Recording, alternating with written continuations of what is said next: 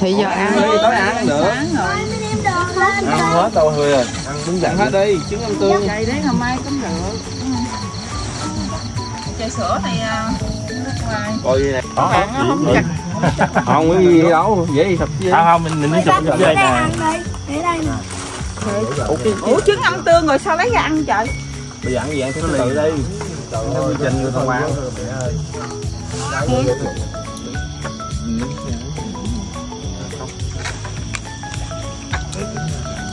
Cái để trên cao cái gì? Gọi gì đó con?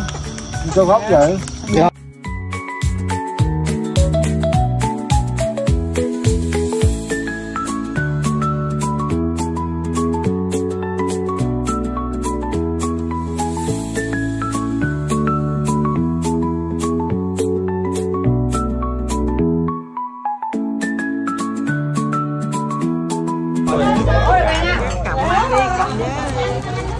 Lẩu gà lá cầm lại chèn.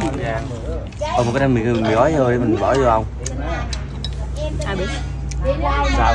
Cái mì gói bỏ vô mì gà giang không? Đây mình mở cửa đây lấy đi.